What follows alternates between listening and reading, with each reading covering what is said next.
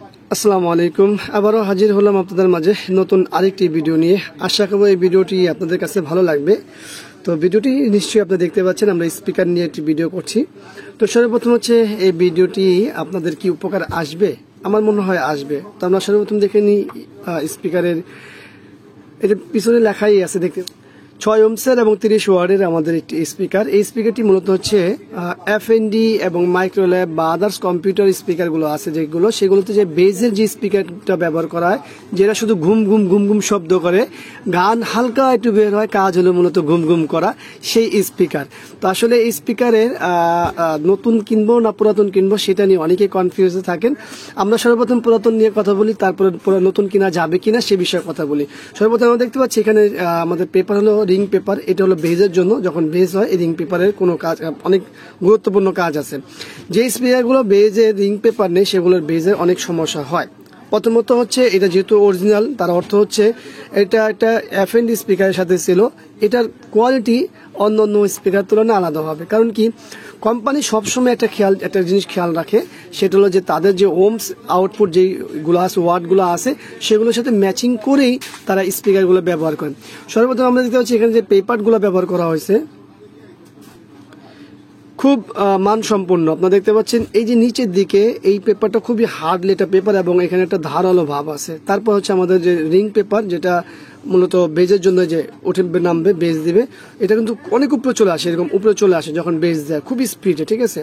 এই জন্য এটা খুবই দরকারি। আর এটা আপনারা জানেন, এটা ক্যাপটা না থাকলে এখানে যে আমাদের কয়েলটি আছে, কয়েলের ভিতরে ময়লা পড়বে, আর এই কয়েল থেকে যে হাওয়াটা বের হবে তখন কিন্তু বেজটা ভালো হবে না। এই জন্য আমাদের এই ক্যাপটা করা হয়। আর এখানে দেখতে পাচ্ছেন এই যে পিছন সাইডে যদি আমরা দেখি, দেখুন পেপারটা কত হাই। আর এই যে ম্যাগনেট, এখানে সিঙ্গেল ম্যাগনেট ব্যবহার করা হয়েছে, কিন্তু আমরা অনেক বেজ স্পিকারও দেখি এবং আমাদের অনেক টুইটার স্পিকারও দেখি যে আবার ডবল ম্যাগনেট ব্যবহার করা হয়। তো যাই হোক, এই স্পিকার যদি কারো প্রয়োজন হয় আমাদের সাথে যোগাযোগ করতে পারেন। তবে একটি স্পিকারই আছে, যেহেতু এটা মনে হয় খুব দ্রুত শেষ হয়ে যাবে, আমরা চিন্তা করি যে ঢাকার মধ্যে যারা আসবে লাগাই নিয়ে যাবে। ঢাকার বাইরে আমরা দেওয়ার চিন্তা ভাবনা এই মুহূর্তে করছি না। এখন যারা ঢাকার বাইরে আছেন বা যারা ঢাকার মধ্যে আছেন, স্পিকার নেই, তারা কি করবেন? তারা অবশ্যই দোকানে যাবেন, দোকানদারের সাথে আলাপ করবেন যে ভাই আমি কিন্তু টুইটার বাজাবো না, আমি কিন্তু ওই যে অনেক স্পিকার 6 ইঞ্চি, 8 ইঞ্চি, 10 ইঞ্চি, 12 ইঞ্চি স্পিকার হয়, যেগুলো শুধু হলো আমাদের বেজ এবং স্পিকার, বেজ এবং টুইটারও বাজে, মানে সং হয়। কিন্তু সেটা হয় কিরকম, আপনার ওই কি বলে, বেজ এবং টুইটার একই সাথে বের হয়, তো ওটার কয়েলটা অন্যরকম থাকে, যার কারণে মূলত বিষয় এটা কিন্তু বেজের জন্য আলাদা কয়েল করা হয়, কয়েলটা বাঁধা হয় এভাবে, শুধু এটা বেজ দিবে, ঠিক আছে। তো এইভাবে কথা বলে নেবেন। আশা করবো মার্কেটে অনেক ভালো ভালো স্পিকার পাওয়া যায়, সেখান থেকে আশা করবো আপনাদের যে প্রয়োজন মতো আপনারা ম্যানেজ করে নিতে পারবেন।